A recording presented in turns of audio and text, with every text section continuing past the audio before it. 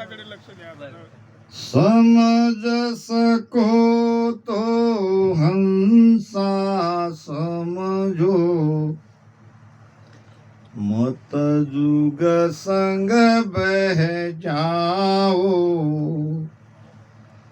सत स्वरूप आनंद पद कहिए, तासु यो मन लाओ।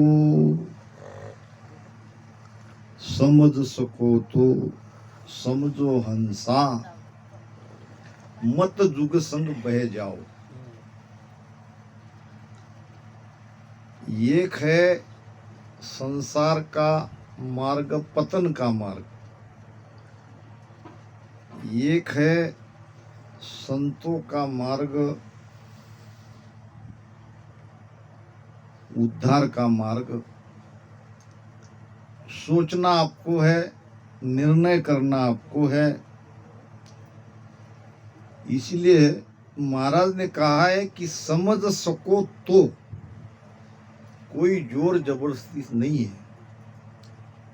अगर आपके अंदर पीड़ है, प्यास है, तड़प है, तो आप बराबर ज्ञान को समझोगे। अब जिसको जाना ही नहीं है उसको कोई समझा नहीं सकता। सत्संग क्यों? उसी के लिए है। महाराज फरमाते हैं, सत्संगत सब में सिर धारा, खान पान बिसरावे सारा, निस दिन जूं सत्संगत होई, पांचू अंग पलटे सोई। सत्संगत सब में सिरधारा, सिरधारा यानी सर्वश्रेष्ठ। खान पान बिसरावे सारा। अब खान पान क्या है? क्या सत्संग को जाने वाले भोजन प्रसाद छोड़ देते हैं? फिर महाराज कहते हैं कि खान पान क्या है? खान पान यानी जीवात्मा जिस सुख के लिए ये संसार में आया है, वो सुख से वो मन धीरे धीरे हटने लगता है। इसको कहते हैं खान पान बिसराना। क्योंकि मोक्ष की भक्ति है, मोक्ष प्राप्ति की भक्ति है। अभी हमारे महाराज जी ने कहा है, अलग तरह से उन्होंने समझाया। मोक्ष का मतलब है बंधन से मुक्त होना। अब ये बंधन क्या है? किसी ने हमको बांधा है कि हम स्वयं बंधे हैं। अब स्वयं बंधे हैं तो हमको छूटने का उपाय भी करना पड़ेगा। अब छूटेंगे कब? जो निर्बंध है, जो बंधा हुआ नहीं है, ऐसे सदगुरु के शरण में जाने पर ही हम बंधन से मुक्त होंगे। बंधे को बंधा मिला गांठ छुड़ावे कौन, और अंधे को अंधा मिला राह बतावे कौन। अब हम भी अंधे, अब जिसको गुरु बनाया है वो भी अंधा, रास्ता कौन बताएगा? हम भी बंधे हैं और हमारे गुरु भी बंधन में है। अब बंदे को बंदा मिलेगा तो ये गांठ कौन छुड़ाएगा? गांठ तो सदगुरु ही छुड़ाएंगे। और गांठ छूटेगी यहाँ सत्संगत में। तो महाराज कहते हैं कि समझ सको तो समझो हंसा, मत जुग संग बह जाओ। जगत के संग आप भवसागर में बहकर मत जाओ। युगों युगों से आप चूकते आए हो, अब की बार मत चूको। अब के हारो के जीतो रे भाई, अब के हारो के जीतो रे भाई, आसुण नाव की राड़े आई, आसुण नाव की राड़े आई, खाली करो के भर दो रे भाई, खाली करो के भर दो रे भाई, हरे मन रच मच हरसु अड़रे, हरे मन रच मच हरसु अड़रे, फूटरिया मन रे। अब के हारो के जीतो रे भाई। अब चाहे हार हो या आपकी जीत हो, क्योंकि ये मौका आया है 43,20,000 साल के बाद। अब खाली करो के भर दो रे भाई। अब खाली करना क्या और भरना क्या? खाली करना जैसे आए वैसे, अगर जाना चाहते हो तो जाओ, अगर नहीं समझ सकते हो तो मत समझो। अगर भरना चाहते हैं तो ये शरीर रूपी नाव को भजन से भरो, खाली करो के भर दो रे भाई। अब नाव किनारे आई है, आपको भवसागर से पार होना है तो नाव में बैठना है, और नाव में बैठने का मतलब भजन करना है। हारे मन रच मच हरसु अड़रे, नाम के साथ रचमच हो जाओ, एक रूप हो जाओ, तभी कल्याण होगा। महाराज फरमाते हैं, सत्य स्वरूप आनंद पद कहिए, तासु यो मन लाओ।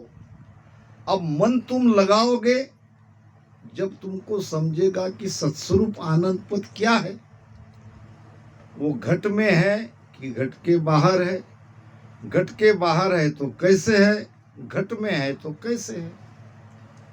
देखो महाराज क्या कहते हैं, वेद विचार सु ऋषि की शरण ले। अगर वेदों का ज्ञान चाहिए, पंडित बनना है, ज्ञानी बनना है, वेद का पठन करना है, तो ऋषि के शरण में जाओ। राज की रीत सो भूप पासा, राज रीति सीखनी है तो राजा के शरण में जाओ। अब राज रीति सीखनी है तो संतों के शरण में जाने से आपको राजनीति संत नहीं सिखा सकते। बीद बो पार की साहसु होत है, व्यापार सीखना है, कारोबार सीखना है तो किसकी संगत करनी पड़ेगी? व्यापारी की, धंधे वाले की। अगर कुछ हुनर, कुछ गुण या कुछ धंधा करना है, पैसा कमाना है, तो जो गुणी है, जो उसके ज्ञानकार है, उसके संगत में जाओ। नार नर संग जा पूत आशा, पुत्र चाहिए तो नार और नर का संग चाहिए। चोर के संग सो कुबुद के तिल है। अब कुबुद्धि अगर लानी है तो चोर के संगत में जाओ, आपकी बुद्धि भ्रष्ट हो जाएगी, क्योंकि ये सब गुण मिलते हैं दोनों तरफ से, अच्छे भी और बुरे भी।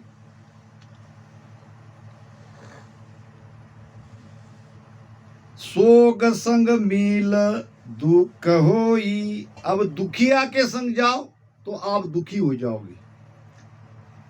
आपने देखा होगा, हमको रोना नहीं आता, मगर सामने कोई रोता है, कोई दुखी है, जहाँ किसी की मृत्यु हो गई तो उनको रोते देखकर हमारे भी आंख में आंसू आ जाते हैं।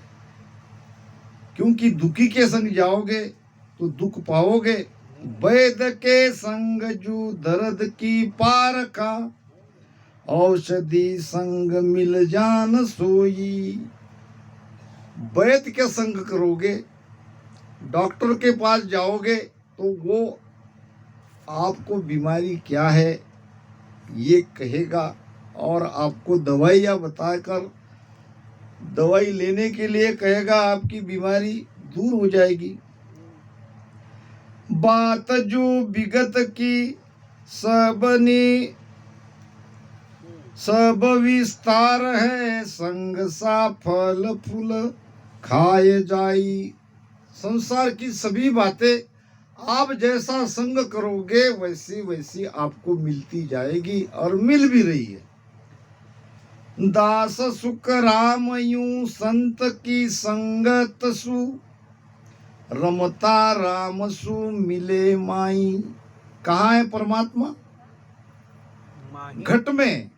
वो घट के बाहर नहीं है, आपको भीतर ही उसको पाना पड़ेगा। तो ये संत के संगत से आपको ये प्राप्त होगी। मगर संगत कैसी करनी है ये भी पहले ध्यान में रखो। योग गुरु याज्ञवल्क राजा जनक की नगरी में रोजाना सत्संग करते थे और कई ज्ञानी श्रोता ऋषि मुनि उस सत्संग में रहते थे। मगर याज्ञवल्क्य जी जब तक राजा जनक सत्संग में आके बैठते नहीं तब तक सत्संग को प्रारंभ नहीं करते थे। अब एक दिन कुछ ज्ञानियों ने याज्ञवल्क्य जी को पूछा, महाराज क्या अकेले राजा जनक ही श्रोता है आपकी नजर में? हम घंटों पहले आके बैठते हैं और आप सत्संग करते ही नहीं हो, सुनाते ही नहीं हो। क्या हम जान सकते हैं कि ये राजा का प्रभाव है या राजा के डर से आप वो जब तक नहीं आते तब तक सत्संग नहीं सुनाते हो, या और कोई कारण है? कृपया हमको बताएं। याज्ञवल्क्य जी ने कहा कि समय आकर समय के अनुसार आपको इसका उत्तर मिलेगा। एक दिन सत्संग प्रारंभ हो गई, राजा जनक भी आके बैठ गए और याज्ञवल्क्य जी ने अपनी योग माया के आधार से सारी नगरी को आग लगा दी। सारी नगरी धू धू जलने लगी। अब आग अगर लग गई और घर हमारा जल रहा है और हम सत्संग में बैठे हैं तो क्या करेंगे? भागेंगे। स्वाभाविक है, सब भागेंगे। तो ऐसे भागे, सबके घर में कुछ न कुछ वस्तु थी, सबको कुछ न कुछ बचाना था, अपने परिवार की चिंता थी। सो सत्संग छोड़ के सब भाग गए, अकेले राजा जनक बैठे रहे।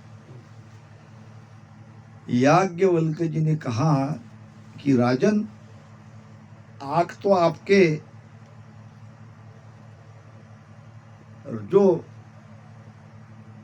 आपका निवास है और सबसे ऊंचा निवास है, बढ़िया निवास है, आग तो वहाँ भी लगी है और आप क्यों यहाँ बैठे हो? आप तो कोई विचलित नहीं हो, जबकि सब सारे श्रोता यहाँ से भाग गए। तो राजा जनक कहने लगा, अभी जो मैं यहाँ बैठा हूँ मैं राजा नहीं हूँ, मैं एक श्रोता हूँ और आप मुझे ज्ञान सुना रहे हो। अब जब मैं राजा वहाँ जाऊँगा तो राजा बनूंगा। अब मैंने मेरा राजापना वहीं छोड़ के यहाँ आया हूँ। अब मेरा कुछ नहीं जल रहा है, जलने वाला राजा अभी इस समय मैं नहीं हूँ और थोड़ी देर में आग तो लगी ही नहीं थी, वो तो एक दिखावा था, वो तो एक बताना था। फिर धीरे धीरे सब लोग आ गए वापस और कहने लगे, हमको ऐसा लगा कि हमारे नगरी में आग लग गई, हमारे घर जल रहे हैं। वहां जाके देखा तो ज्यों के त्यों। अब ये क्यों हुआ ये हमें पता नहीं। तो याज्ञवल्क्य जी कहने लगे, ये है आप में और राजा जनक में अंतर। श्रोता आप भी हो, श्रोता वो भी है। जिसको अपने घर जलने की चिंता नहीं है वो यहाँ आके बैठे हैं, और आप लोग थोड़ा सा घर जलने का एक, मैंने तो ये सब योग माया से ये किया था और सब यहाँ से उड़ गए। इसलिए मैं जब तक राजा जनक नहीं आता है तब तक मैं सत्संग नहीं सुनाता हूँ। तो कहने का भाव, सत्संग हमें भी ऐसी ही सुननी चाहिए। आइए महाराज के ज्ञान का ऊंचे से ऊंचा विषय जो है, जिसको कहते हैं आत्मसार। आत्मा ही सार है। और कैसे आत्मा सार है? सार यानी निचोड़। उसके बाद कहीं जाना नहीं है। हमको किस पद में जाना है? महाराज कहते हैं, सत्य स्वरूप आनंद पद कहिए तासु यो मन लाओ। अब सत्य स्वरूप किसका स्वरूप सत्य है? कहाँ जाना है हमको? तो हमारा ही स्वरूप सत्य है। ये शरीर में एक आत्मा के अलावा बाकी सब असत है। आत्मा सत्य है। आत्मा का नाश नहीं है। आत्मा मरती नहीं है। आत्मा का जन्म नहीं है। अभी ये सत्स्वरूप आनंद पद में बात आई है। माया सोई करतार है, माया आवे जाए, माया जीते हार सी, माया धापे खाए, माया धापे खाए, ब्रह्म तो डिगे न कोई। ब्रह्म है स्थिर और माया है अस्थिर। माया आती है, माया जाती है, माया जन्म लेती है, माया मरती है। तो हम माया के पीछे लगे हैं, माया को हम समझ नहीं रहे हैं। भगवान कृष्ण को एक दिन सुदामा ने कहा, भगवान मुझे तुम्हारी माया देखनी है। भगवान कृष्ण ने कहा, मेरी माया में तुम भरमा जाओगे, इसलिए मेरा कहना है कि तुम मेरी माया के पीछे मत लगो। वो कहने लगा, मुझे बताओ। तो दोनों मित्र बातें करते करते जा रहे थे। बीच में एक तालाब आया। पेड़ के नीचे भगवान कृष्ण बैठे और सुदामा को कहा कि तुम थोड़ा जल लेके आओ। अब जल लेने के लिए गए। उसको लगा कि भगवान को पानी पिलाना है तो थोड़ा ठंडा पानी है, निर्मल पानी है, पहले हम नहा ले और नहाने के बाद भगवान को पानी पिलाने के लिए जाए। अब जैसे ही नहाने के लिए अंदर वो कूदा, वैसे ही सीधे अंदर चला गया। अंदर जाके ही एक नगरी में निकला और वहां जाके देखता है कि नगरी के लोग हाथी को लिए, हाथी के सूंड में वरमाला, फूलों की माला लिए रास्ता देख रहे थे। और ये बाहर निकलते ही सब लोग इनको बड़े अदब से, बड़े प्रेम से आसन पर बिठाया और उनको नहाया और नहला धुलाने के बाद शुभ वस्त्र पहना के उसके गले में फूलों की माला डाल दी और कहने लगे, आज से तुम हमारे राजा। अब ये समझ नहीं पा रहा है कि क्या हो रहा है। अब राजा बन गए। कहने लगे कि हमारे राजा कोई बेटा नहीं था और वो धाम पधार गए। अब उनके बदले में हमने आपको राजा नियुक्त किया। अब राजा की एक सुशील सुंदर राजकन्या है, आपका उसके साथ ब्याह हम करा देंगे। और हुआ भी ऐसा। राजकन्या बहुत सुशील और सुंदर थी, उसके साथ इसका ब्याह हो गया। ब्याह होने के बाद दोनों पति पत्नी सुख से रहने लगे, और राजा तो थे, कोई कमी नहीं थी। धीरे धीरे बच्चा हुआ, बच्चा बड़ा हो गया। कुछ दिन बाद और दूसरा बेटा हुआ, 2 बेटे हुए। अब सुख की कोई यही नहीं थी, वार पार नहीं था, बहुत सुख में जी रहे थे। 12 साल बीत गए। 12 साल बीतने के बाद रानी मर गई। रानी मर गई तो रानी के विलाप में वो रोने लगा। रानी इतने कम उम्र में चली गई, 2 बच्चे छोड़ गई। अब मैं कैसे जीऊंगा, मैं कैसे रहूंगा, रोने लगा। अब लोगों ने आके समझाया, महाराज अब जो होना था वो हो गया, होनी अटल है, आप चलिए, रानी का अंतिम संस्कार भी करना है। बड़े दुखी मन से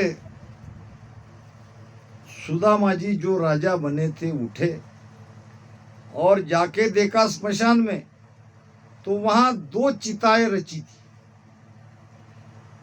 अब उसने पूछा कि भाई दूसरा कौन गुजर गया? एक तो महारानी गुजर गई, और दूसरा कोई है क्या? तो लोग आके बड़ी विनम्रता से कहने लगे, महाराज ये चिता आपके लिए, मैं तो जिंदा हूं, आप जिंदा जरूर है, मगर हमारे यहाँ की रीति है, पति पत्नी में से कोई एक मर गया तो दूसरे को हम जिंदा जला देते हैं। आप तुरंत आपके पत्नी को अंतिम संस्कार दे दो, और हम बाकी बच्चों के लाके आपको भी जिंदा जला देंगे। अब रो रहा है वो अपने लिए, अभी तक रो रहा था पत्नी के लिए, अब रो रहा है अपने लिए।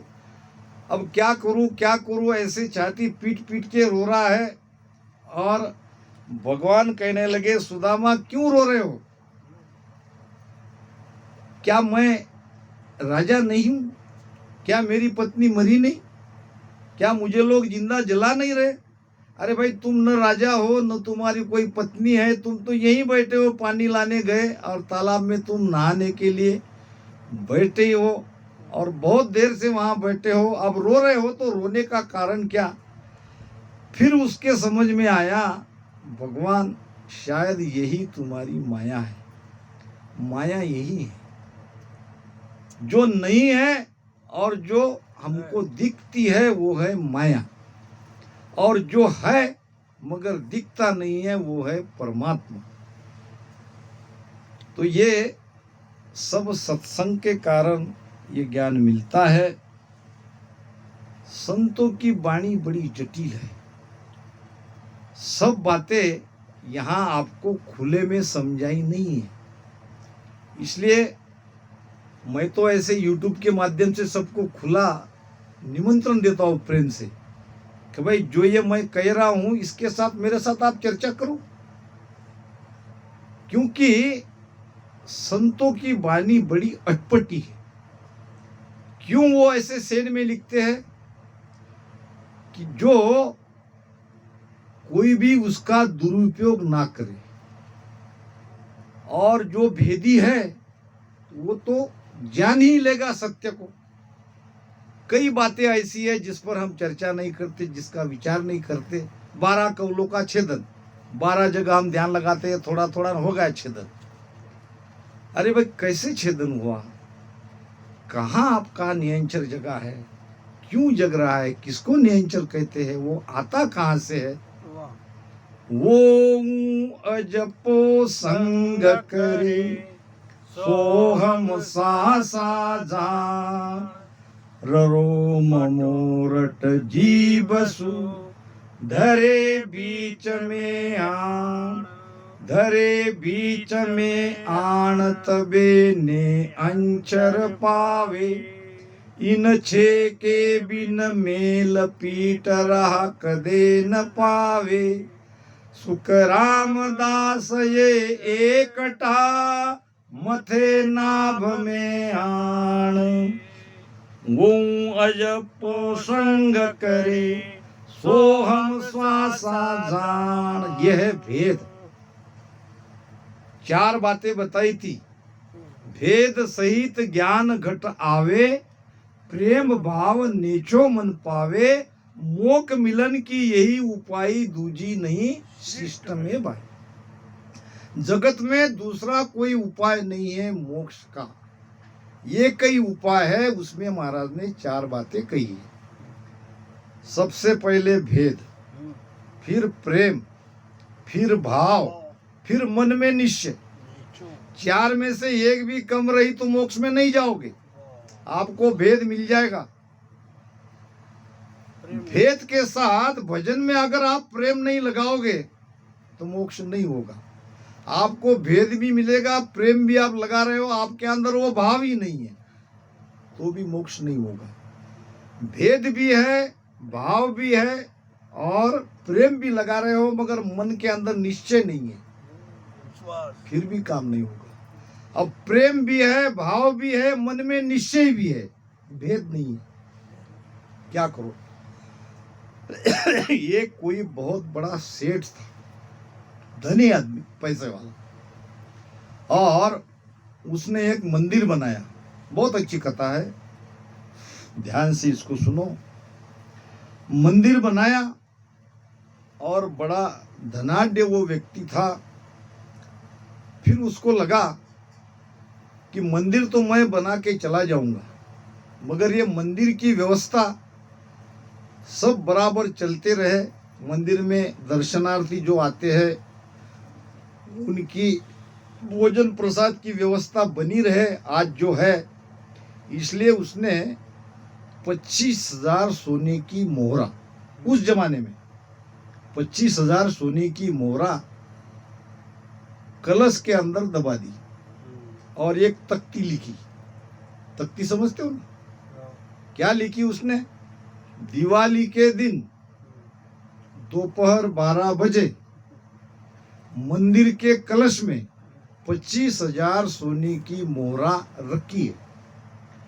अब लोग आते, दर्शन करते और वो देखते, अब रखी होगी। अब वो मंदिर बराबर चलता रहा, क्योंकि उसके बाद में आने वाली पीढ़ी भी तो पैसे वाली थी। मगर कर्म का चक्कर ऐसा चला कि चौथी पांचवी पीढ़ी में जो उनके परिवार के लोग थे वो बन गए गरीब। अब गरीब बन गए तो उनके रिश्तेदारों ने कहा, तुम्हारे पूर्वजों ने तो मंदिर बनाते समय लिखा है कि कलश में 25,000 सोने की मोहरा है, फिर मंदिर तोड़वा दो। मंदिर कैसे तोड़े? मंदिर को तो बांधा जाता है, लोग क्या कहेंगे? अब लोग क्या कहेंगे, मगर अंदर की जो गरीबी थी वो, लोग कुछ भी कहे, सबने बैठ के निर्णय किया कि अब मंदिर को तोड़ने के सिवाय कोई पर्याय नहीं। अब मंदिर को तोड़ दिया, पूरा खाली हो गया, 1 रुपया भी कहीं मिला नहीं। एक एक ईंट अलग निकाल के रख दी, मगर पैसा कहीं मिला नहीं। 12 बजे रखे थे ना उन्होंने, लिखा था वो 12 बजे दिवाली के दिन, दोपहर 12 बजे मंदिर के घूमट पर, यानी ऊपर के कलश पर 25,000 सोने की मोहरा रखी है। अब 1 पैसा नहीं मिला, ऊपर से मंदिर तोड़ा गया, ये बदनामी अलग। अब क्या करे क्या न करे, सोच में पड़ गए, दुखी हो गए। इतने में एक संत आए और संतों को जब ये समझा कि मंदिर को तोड़ा है तो संत स्वयं वहां चले गए और भाई आपने जो ये किया वो गलत किया, मंदिर आपको तोड़ना नहीं चाहिए था। महाराज क्या करे, हम तो बहुत गरीब बन गए, पैसे की आवश्यकता थी, भूखे मर रहे थे, इसलिए नाइलाज से हमने यह काम किया। अब क्या करे, पैसा तो एक नहीं मिला। संत ने कहा पैसा है, पैसा 25,000 सोने की मोहरा है, चिंता मत करो, मैं आपको दिला दूंगा। जल्दी दिलाओ महाराज। तो मंदिर को और बनाओ और बनाओ। क्या किया? और बनाओ। अब महाराज हमको खाने को पैसा नहीं है, मंदिर कैसे बनाएंगे? तो मैं भी कुछ मदद करता हूँ, आप भी कुछ मदद करो। हमको जैसा मंदिर था वैसा मंदिर बनाना है। अब कुछ महीनों के बाद मंदिर को बनाया, जैसा था वैसा। अब कहने लगे महाराज निकालो सोना। अरे भाई रुको, लिखा क्या है? दिवाली के दिन। दिवाली को अभी 6 महीना टाइम है, 6 महीना रुको। अब संत कह के चले गए। इधर लोग कहने लगे संत तुमको फंसा के चले गए। संतों का तो काम ही है मंदिर बनाना, उनको मंदिर बनाना था, मंदिर बना के चले गए। पैसा अगर निकलना था तो तुम्हारे हाथ से निकल जाता। अब क्या करे, मंदिर तो बन गया, संत चले गए। मगर दिवाली के पहले दिन संत वहां आए। अब संत आने के बाद उनको लगा कि अब आशा तो है, जब वो कह के गए हैं और आए भी है तो कुछ न कुछ तो जरूर होगा।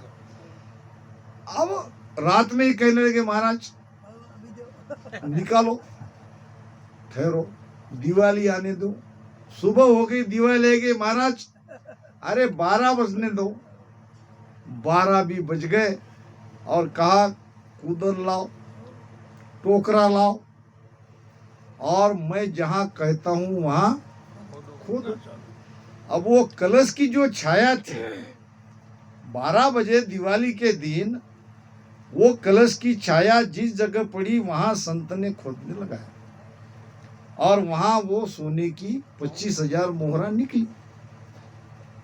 मतलब क्या है कि संतों की वाणी भी ऐसी है, हम समझते कुछ है और वो होती कुछ है। इसलिए जब तक ये विषय हमारे सामने नहीं आएंगे, आज हमको समझने में